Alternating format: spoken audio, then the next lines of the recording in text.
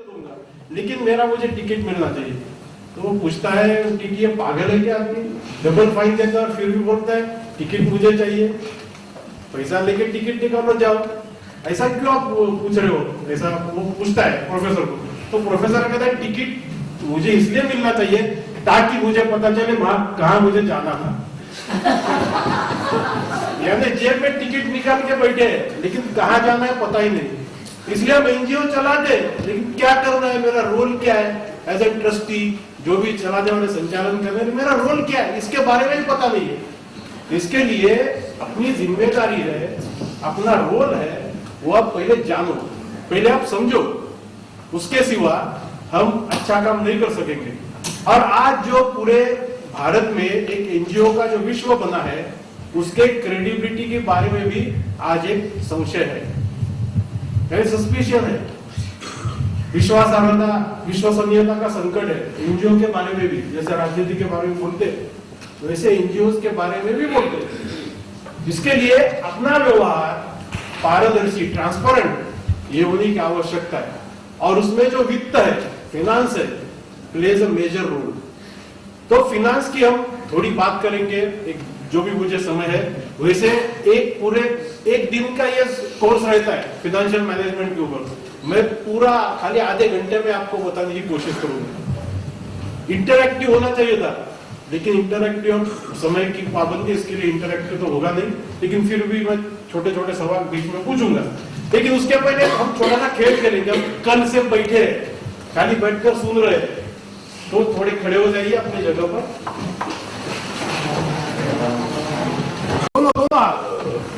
जमीन कहूंगा तो कमर पर हाथ लगाएंगे, जमीन।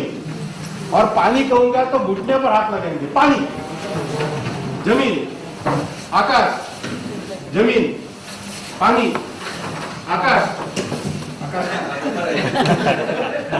जमीन, पानी, जमीन, जमीन।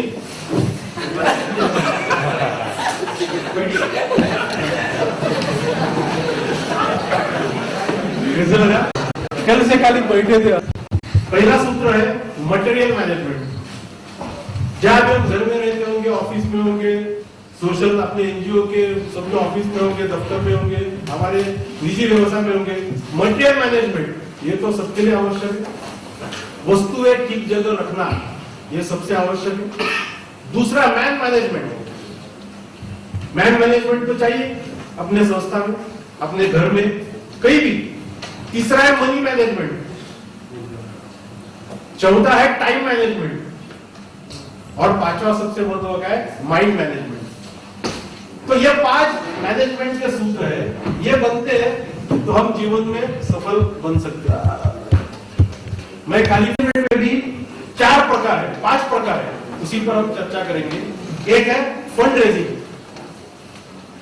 दूसरा है फंड यूटिलाइजेशन, तीसरी बात है फंड अकाउंटिंग, चौथी बात है फंड ऑडिट, और 5वीं बात है फंड टैक्सेशन।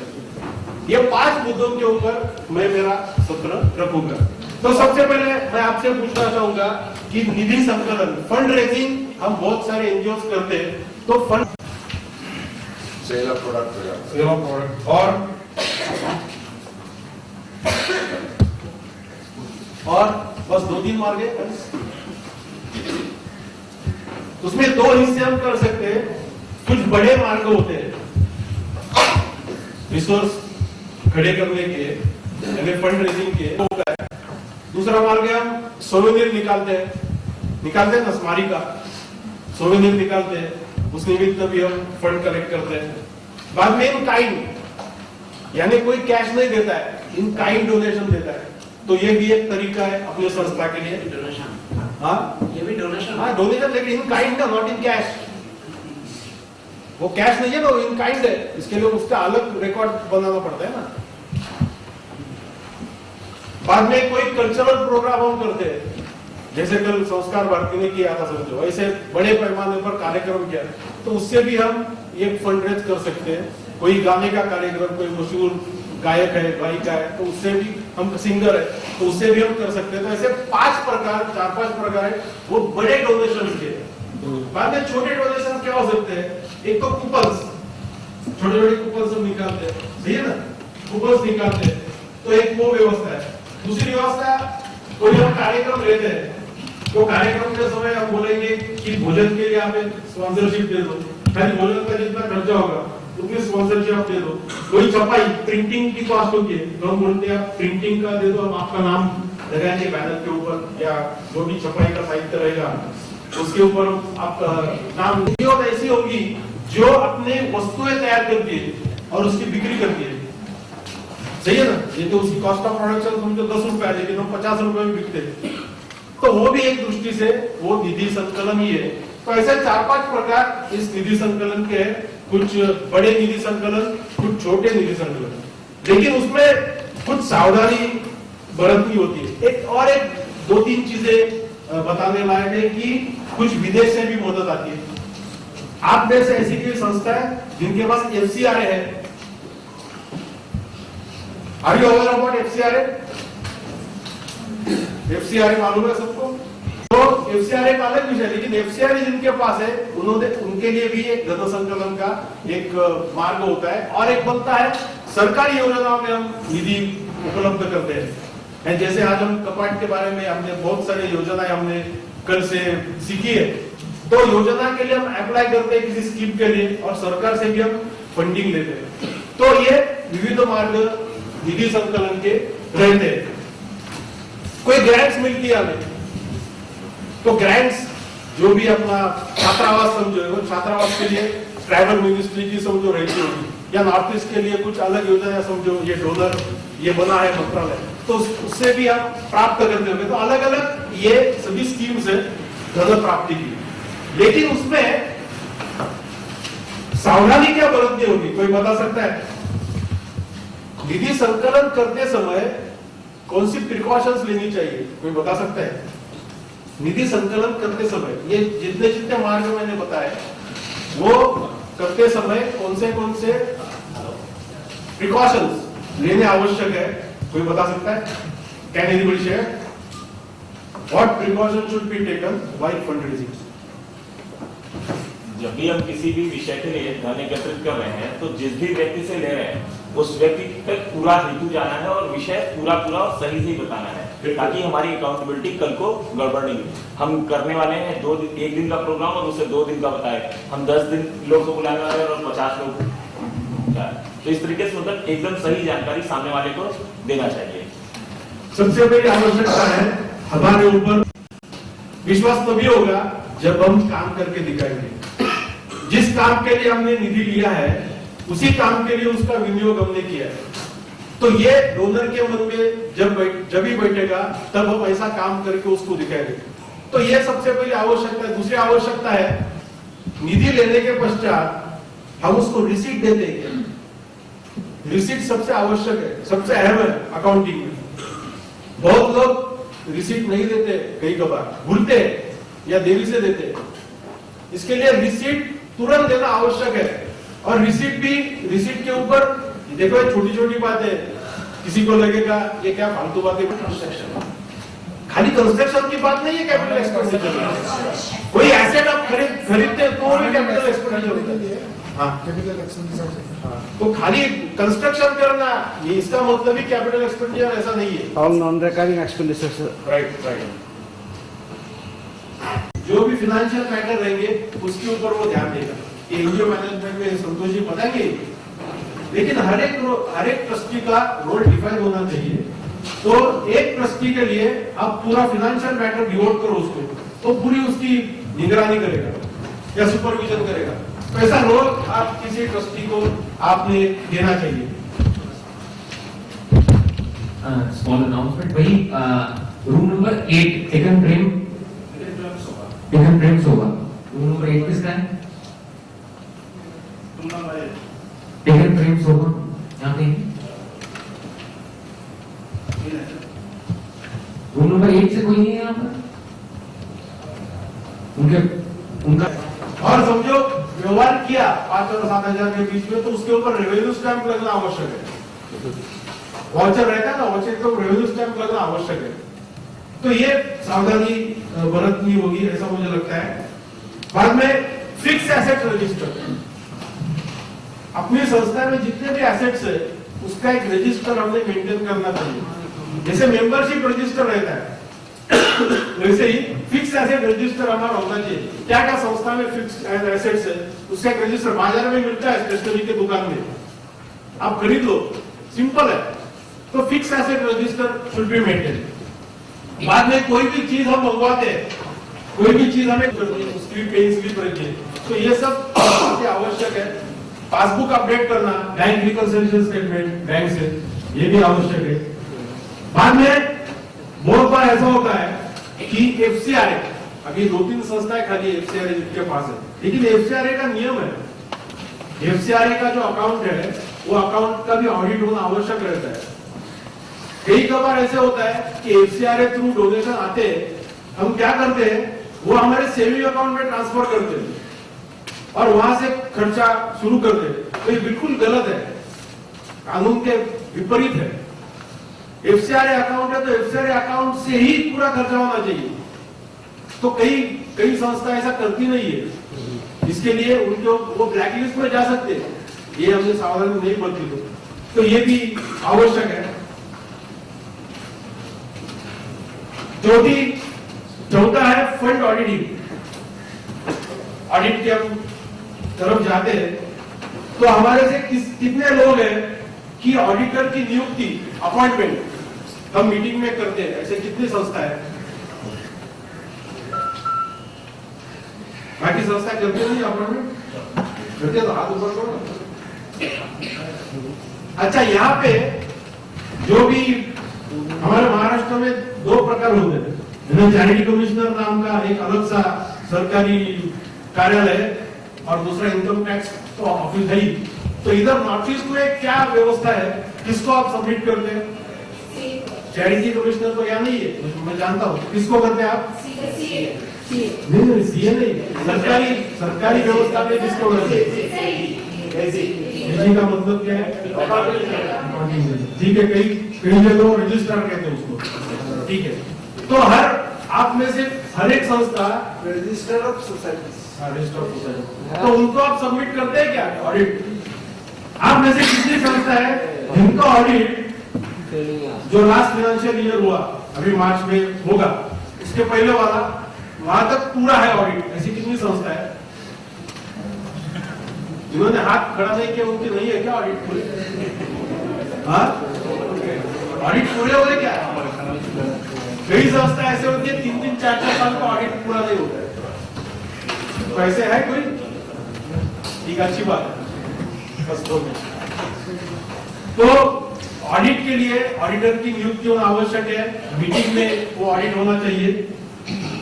ऑडिट की 4 प्रतियां निकालनी चाहिए, एक प्रत हमारे पास चाहिए। और ये जो नियम है 8 साल के पूरे वाउचर्स और ऑडिटर स्टेटमेंट हमारे संस्था के पास चाहिए। 8 साल आप पीछे जाओ, उसके पूरे हिसाब हमारे पास रहने चाहिए कानूनन। कोई भी सरकारी हमने योजना से हमने लिया है समझो डोनेशन, या कोई भी स्कीम से हमने पैसा लिया है या न भी लिया हो, तो 8 साल तक रखना यह अत्यंत आवश्यक रहता है, इसलिए वो करना आवश्यक है। दूसरा, ऑडिटर की फीस तय करना, वो भी मीटिंग में होनी चाहिए। आखिर का है फंड टैक्सेशन।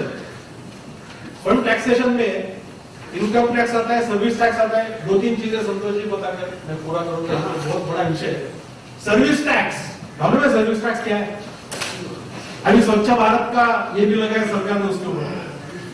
सर्विस टैक्स का नियम ऐसा है, आप 30,000 से ज्यादा किसी को राशि देते हैं तो सर्विस टैक्स इज एप्लीकेबल। 14.5% ये उसका अभी जो परसेंटेज है 14.5%। 30,000 से ज्यादा आप राशि देंगे तो सर्विस टैक्स आपको भरना ही पड़ेगा। इसके लिए सर्विस टैक्स एक आवश्यक है। दूसरा है tax deducted at source, TDS कहेंगे। टीडीएस भी 30,000 से ज्यादा आप किसी को राशि देते हैं तो टीडीएस कटवाना पड़ता है। हम बहुत बार करते नहीं हो। तो छोटी छोटी कानून बातें जो चार्टर्ड अकाउंटेंट से आप जानिए, और हम कर रहे हैं ना, इसके बारे में आप थोड़ी जानकारी लीजिए। तो एफसीआरए का, फेमा का अलग सा जिनके पास है उनको वो लागू है। इनकम टैक्स है, सर्विस टैक्स है, सोसाइटी रजिस्ट्रेशन एक्ट है, बाद में अलग अलग स्टेट में अलग अलग टैक्सेस होते हैं, उसके अनुसार हम करते हैं क्या, प्रोफेशन टैक्स रहता है, बाद में पीएफ ग्रेजुइटी, ये भी समझो 30 लोग, आजकल नियम ऐसा है कि 30 लोग आपके संस्था में काम करते होंगे तो आपको साल में नहीं होगा। तो ये सब बातें होती है तो हमारी आर्थिक जो अनुशासन है, वित्तीय अनुशासन, उसमें बिगाड़ आता है। इसके लिए ये सब बातें सावधानी इससे बरतना आवश्यक है, क्योंकि अत्यंत ट्रांसपेरेंटली से कहेंगे। अर्थ यानी कल वसंत जी ने जो कहा था, निंदा जी का उदाहरण दिया था, तो ऐसे तो नहीं, एक बार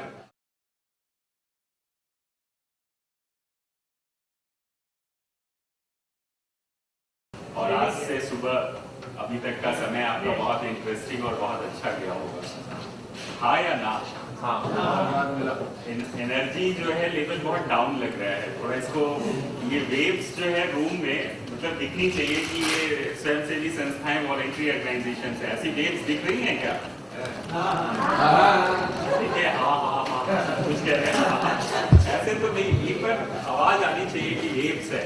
कैसे आती है? स्वयंसेवी संस्थाओं की आवाज आती है या नहीं आती है? आप लगा कि कुछ आती है। सो माइक यूज नहीं करें, आई थिंक तभी आवाज पहुंचेगा थोड़ा अच्छा। नहीं अगर आएगी तब माइक बताइएगा तो यूज करेंगे। तो ये जो टॉपिक है रवि जी ने बताया, और हमारे से पहले जो स्पीकर थे रवि साठे जी, उन्होंने काफी कम समय में एक जो फाइनेंशियल मैनेजमेंट वाला पार्ट है वो आपको बहुत अच्छे से बताने की कोशिश की। एनजीओ मैनेजमेंट जो टॉपिक है, जो आप यहाँ पे भी देख रहे हैं स्क्रीन पे, और आपके जो प्रोग्राम शेड्यूल है उसके अंदर भी दिया हुआ है, क्या लगता है सुन के ऐसा ये क्या है एनजीओ मैनेजमेंट? सभी लोग एनजीओ से है ना? है? क्या है एनजीओ मैनेजमेंट बताइए थोड़ा किसी को। तो अगर हम बात कर रहे हैं, बहुत सिंपल सा सवाल पूछ रहे हैं कि एनजीओ मैनेजमेंट क्या है, कैसे चलाते हैं? अगर इसको दो पार्ट में डिवाइड करें, पहला वाला पार्ट अब सब है NGO, NGO non government organisation जिसको बोलते हैं, या वॉलेंट्री ऑर्गेनाइजेशन बोले, या नॉन प्रॉफिट ऑर्गेनाइजेशन बोले, या सीबीओज बोले, ऐसे बहुत सारे नाम हैं वॉलेंट्री ऑर्गेनाइजेशन के। ये सारे नाम जो हैं, ये सब आप हैं, इनसे कहीं ना कहीं किसी तरीके से जुड़े हुए हैं। और उसके बाद का जो वर्ड है, अगर उसको देखें कि मैनेजमेंट, तो मैनेजमेंट जो है वो क्या है? अगर अलग एनजीओ तो आप समझ में आता है आपको, मैनेजमेंट क्या है?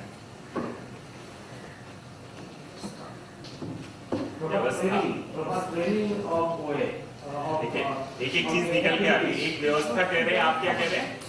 Proper training, planning, okay okay, planning of working, और Budgeting and execution. Sorry Proper planning, budgeting and execution. Education, ठीक है, और implementation of work, Systematic way of working.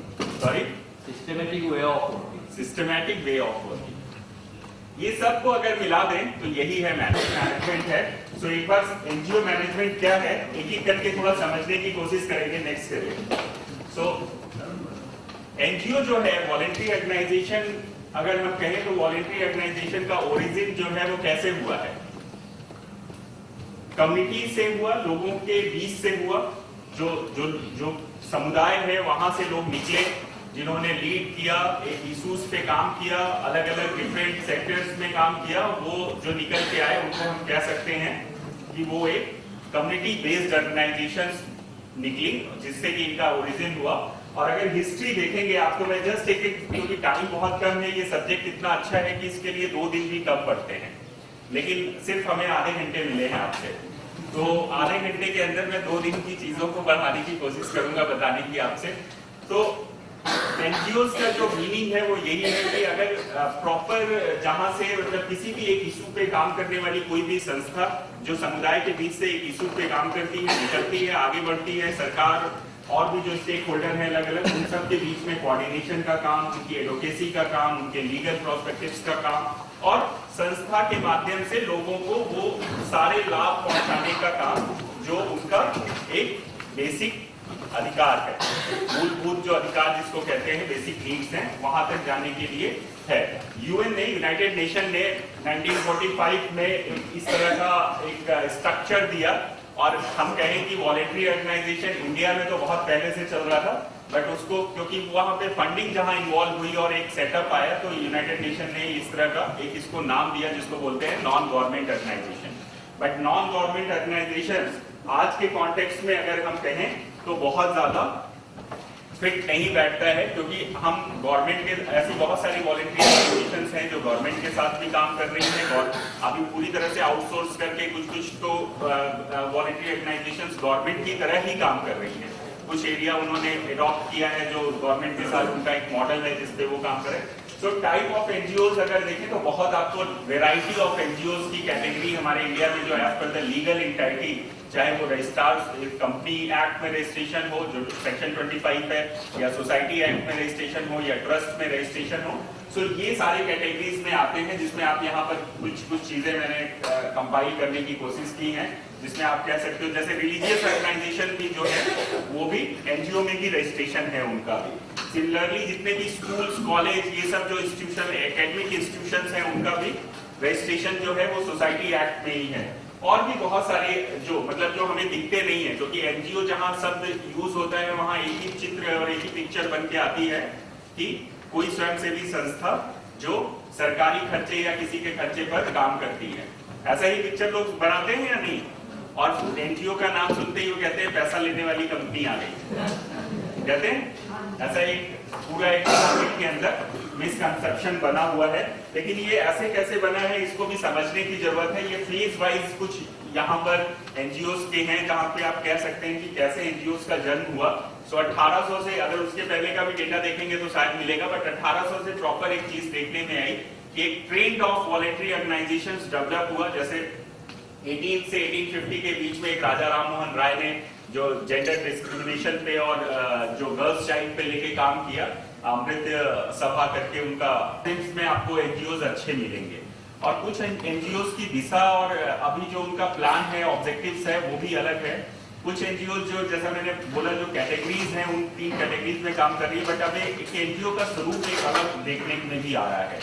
कुछ जैसे आपको आजकल सुनने में आ रहा है कि एनजीओज में 2 चीजें अभी निकल के एक रिसेंट ट्रेंड में देखी जा रही है। एक तो कि कुछ एनजीओज हैं जो अकेले में अपने अपने एरियाज में अपने तरीके से काम कर रहे हैं, और दूसरे एनजीओज ऐसे हैं जो कि एक स्पॉन्सर्ड तरीके से काम कर रहे हैं, मतलब उनका पैसा मिल रहा है, उनको एक पर्टिकुलर टास्क दिया जाता है और उस तरीके से वो काम करते हैं। अब इन दोनों में अगर हम ये एक कॉमन चीज देखें तो क्या एनजीओ जिसने भी वॉलेंट्री ऑर्गेनाइजेशन फॉर्म किया है, क्या उसने एक विजन, मिशन, एक ऑब्जेक्टिव के साथ अपनी वॉलेंट्री ऑर्गेनाइजेशंस का फॉर्मेशन किया है या नहीं किया है? किया है ना? तो इनमें से कितने लोग हैं ऑनेस्टली अगर बता सकते हैं कि आपको अपनी ऑर्गेनाइजेशन का मिशन या विजन याद है क्या, जो आपने रजिस्ट्रेशन के समय या आपने कहीं अपने ऑफिस में कहीं लगा रखा हो? कितने लोग हैं ऑनेस्टली, थोड़ा हाथ उठाइए कि जिनको अपनी ऑर्गेनाइजेशन का मिशन और विजन याद है। ऑनेस्टली बताइएगा, मैं पूछूंगा भी फिर। इतना लंबा है, शॉर्ट में बता पाएंगे जब एनजीओ बनाया था तो क्यों बनाया था? और सोशल वर्क। ये चीज जो कुछ हाथ उठ रहे हैं ये शो करता है कि ये वॉलेंट्री सेक्टर का जो फॉर्मेशन है वो फॉर्मेशन किस लिए हुआ था? ऑर्गेनाइजेशन बनाने के लिए कितने लोगों ने पहले मुद्दा तय किया, काम तय किया और फिर ऑर्गेनाइजेशन का रजिस्ट्रेशन कराया? 2 लोग, 3 लोग, 4 और मान लीजिए 5, 10। लेकिन मैक्सिमम लोग पहले रजिस्ट्रेशन कराते हैं, ऑर्गेनाइजेशन बनाते हैं, फिर विजन और मिशन का फॉर्मेट देखते हैं कि रजिस्ट्रार ऑफिस में जमा करना है, तो फिर वो रजिस्ट्रार ऑफिस के फॉर्मेट के अनुसार विजन और मिशन लिखते हैं, फिर अपने ऑब्जेक्टिव लिखते हैं, फिर एरिया ऑफ वर्किंग लिखते हैं, फिर उसके बाद जाते हैं मुद्दों पे काम करने के लिए। तो ये जो सिस्टम जो हमने शुरू किया है ना, ये जो आज जो हमारी फेस जो कहते हैं एनजीओ का जो खराब हुआ है वॉलेंट्री ऑर्गेनाइजेशंस का, वो इसी कारण कि हमने अपने जो हमारा जो एथिक्स था या जो हमारा आइडेंटिटी थी वो कहीं ना कहीं हमने खो दी है। तो अगर वॉलेंट्री ऑर्गेनाइजेशंस को मैनेजमेंट में जाना है, एक अच्छा वॉलेंट्री ऑर्गेनाइजेशंस बनना है, तो हर वॉलंटरी ऑर्गेनाइजेशन का एक एरिया जो है आइडेंटिफाई होना चाहिए। एरिया आइडेंटिफाई मीन्स क्या होना चाहिए? आपका एक मुद्दा होना चाहिए, आपका एक काम करने का एक ऑब्जेक्टिव होना चाहिए, एक मिशन होना चाहिए, क्योंकि बिना मिशन और विजन के आप एनजीओ नहीं हो सकते। फिर तो आप एक आउटसोर्स कंपनी करिए ना अपने आप को, कि हमने एक पर्टिकुलर फंडिंग एजेंसी के लिए काम किया है, उनको प्रपोजल भेजा है, उन्होंने कहा कि भैया स्किल डेवलपमेंट की ट्रेनिंग करनी है, हमने पेपर सबमिट कर दिए, बताइए कितने बैच ट्रेनिंग करनी है। हमारा ऑब्जेक्टिव नहीं है स्किल डेवलपमेंट ट्रेनिंग करना, लोगों को स्किल करना हमारा ऑब्जेक्टिव नहीं है, लेकिन हम कर रहे हैं। किसी ने कहा एग्रीकल्चर के लिए प्रोजेक्ट निकला है, दे दीजिए। गुप्ता जी बैठे हैं, कपाट चालू हो जाएगा, कहेंगे कपाट के लिए प्रोजेक्ट आया है, दे दीजिए, सभी लोग एप्लीकेशंस डाल देंगे। लेकिन क्या हम जो काम करने के लिए भाग रहे हैं वो काम के लिए हम जाने जाते हैं क्या? नहीं। हाँ या ना? ना।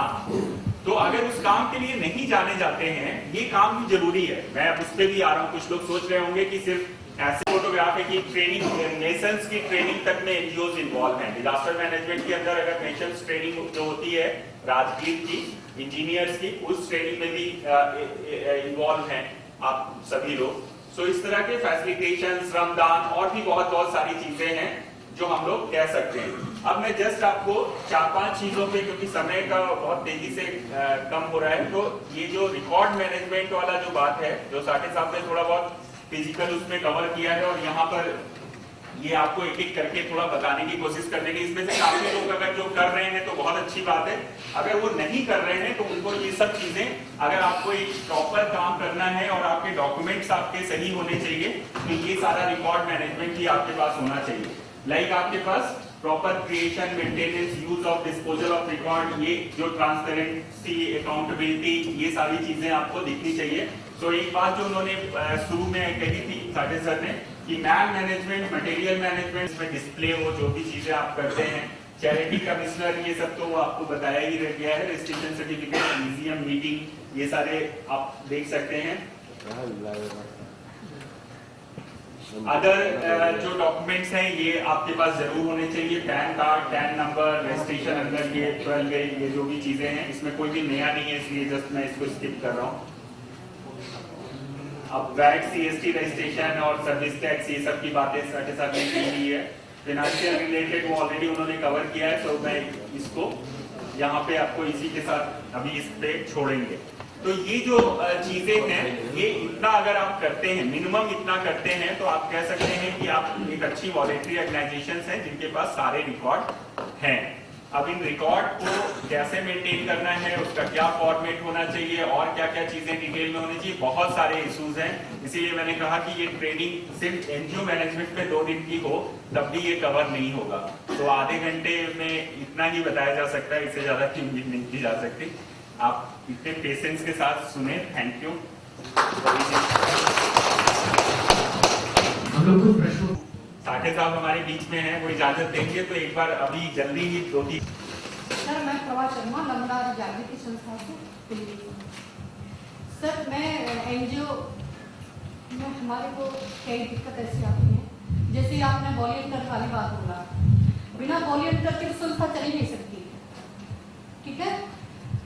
और वॉलंटियर लोगों की कमी नहीं है, बहुत वॉलंटियर हैं, जो कि एक मैं हूँ, मेरे जैसे लाखों हजारों लोग हैं कि जो कि तन मन धन से हर तरह से सेवा करना चाहते हैं समाज में। लेकिन हम लोग क्या दिक्कत होती है, जब भी हम मीटिंग लेती है, यदि आज की मीटिंग है, जैसे कि महिलाओं की समूह, जैसा हमारे समूह भी चल रहे हैं, काफी लोग चल रहे हैं, हमारी संस्था LIC पर भी काम करती है, काफी काम करती है महिलाओं पर।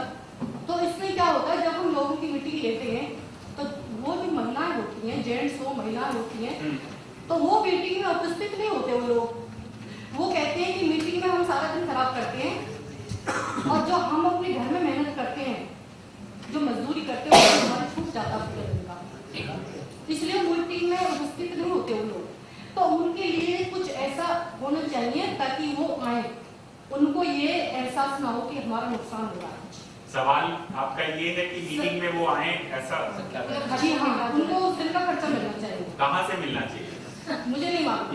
ओके, आप आपका सवाल समझ नहीं, एक सवाल, एक बिना और आप इसका जवाब देना चाहिए। थोड़ा कम समय में पूछेंगे तो और हाँ, संक्षिप्त हाँ, मौका मिलेगा। सीधे प्रश्न पे आइए। हाँ। हाँ, अच्छा सर, दूसरा मेरा ये है कि वॉलंटियर वाली बात जहाँ पर आती है, वॉलंटियर दिन रात काम करते हैं संस्थाओं में, और वो नहीं चाहते कि हम किसी सैलरी पर काम करें, लेकिन उनको कम से कम इतना तो होना चाहिए कि वो सारे दिन जब घूमते हैं उनके लिए किराया खर्चा तो मिले। ठीक है, समझ गया मैं आपकी बात। ये होना समझ चाहिए। गया, थैंक यू। बैठिए ब्रह्मा जी, बैठिए। इन चीजों के लिए होने की वजह से क्या ये संस्था बंद हो रही है बिल्कुल और सही बात। उसका वॉलंटियर भी काम नहीं है। संतोष जी, समझ गया। बस मैं आपकी बात, जी ने कहा था बनाने के लिए कि बनाओ और हम आपको पैसा देंगे। यही जो सोच है, इसी सोच की वजह से स्वयंसेवी संस्थाएं खत्म होती जा रही हैं। आज ये जो सोच है ना आपकी, इस सोच के कारण हो रहा है। वॉलंटियर जो आता है वो क्या सोच के आता है कि मैं वहां पैसा लेने जा रहा हूं, तो वो वॉलंटियर कैसा है? फिर तो वो पेड स्टाफ हो गया ना। अगर कोई पैसा लेने की मानसिकता से अगर आ रहा है तो पेड स्टाफ है। तो मेरा रिक्वेस्ट है, मैं उस पर बहुत ज्यादा डिटेल में नहीं जाऊंगा, समय कमी है। चाय के समय अगर चाहें तो जो लोग इस मुद्दे पे बात करना चाहते हैं वो अलग से मुझसे बात कर लीजिएगा।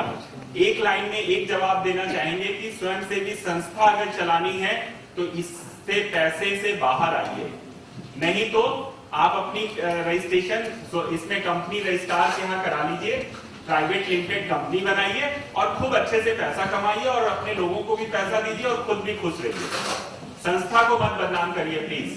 हुजूर, मैं ये कहना चाहूंगा कि ये दिल्ली का सिनारियो जो बोल रही है, दिल्ली में आप पत्थर भी उठाओगे, ये थोड़ा सा उस पर बात नहीं करेंगे। कोई और किसी का कोई प्रश्न? वो उस पे हम एक आखिरी प्रश्न ले सकते जगह हैं? पर डेफिनेटली वहाँ पर हाँ। वॉलंटियर मिलते हैं। यही होता है, संस्था मतलब वॉलंटियरिज्म ही है।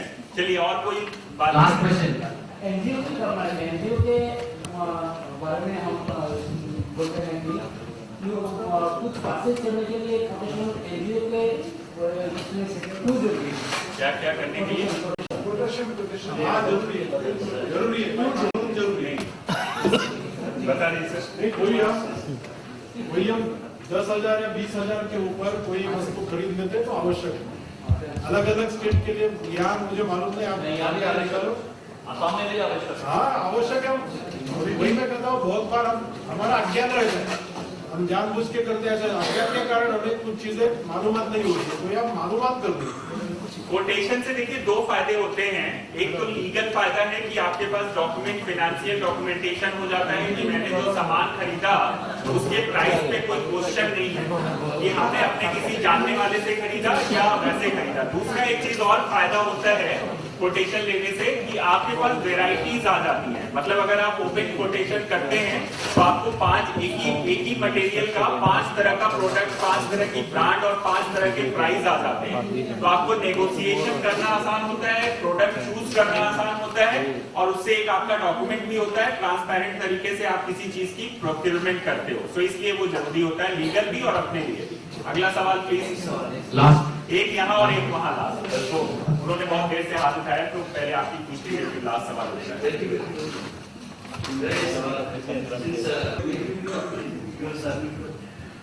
और ये एनजीओ मैनेजमेंट एक कलेक्टिव जैसा हमको उसमें हम क्या कलेक्टिव मतलब एक नेटवर्किंग टाइप का, उसमें क्या कुछ आप बता रहे कि आपने भी एनजीओ और यहाँ पे क्रेडिबिलिटी का सवाल था, तो क्या आपका वो मैं समझ गया आपकी बात। ये एक अच्छी बात, इन्होंने एक अच्छा सवाल पूछा है कि दो जो मैक्रो और माइक्रो की बात की है इन्होंने कि एनजीओ को एक तो इंडिविजुअल लेवल पे मैनेज करना और एक उस एनजीओ का एक नेटवर्क क्रिएट करना जिसमें कि एक बड़े एक मास स्केल पर हम कोई काम को कर सकें, जिसमें कंसोर्टियम टाइप का बने, एनजीओ का नेटवर्क बने या कंसोर्टियम बने। ऐसे देश के अंदर बहुत सारे मॉडल हैं जो नेटवर्क बने हैं। मैं जिस ऑर्गेनाइजेशन को यहाँ पे रिप्रेजेंट कर रहा हूँ, इंडियन सोशल रिस्पांसिबिलिटी नेटवर्क, वो भी नेटवर्क है एनजीओ का। देश भर के 600 से ज्यादा संस्थाएं आज उस नेटवर्क से जुड़ी हैं। सो ऐसे ही आप इनमें से भी कुछ लोग बैठे हैं जो ISRO के मेंबर हैं, जैसे डॉक्टर तपाक आपके बैठे हैं पीछे, और भी कुछ लोग हो सकते हैं।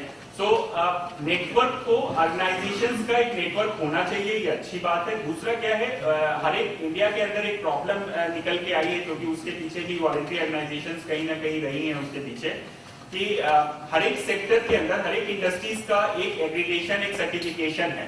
बट एनजीओ का इंडिया के अंदर कोई भी ऐसा सर्टिफिकेशन एजेंसी नहीं है या कोई एक्रीडेशन एजेंसी नहीं है गवर्नमेंट की जो सर्टिफाइड कर सके कि ये एनजीओ इस ग्रेड का है, ये एनजीओ इस ग्रेड का है, या ये एनजीओ क्रेडिबल है या ये एनजीओ क्रेडिबल नहीं है।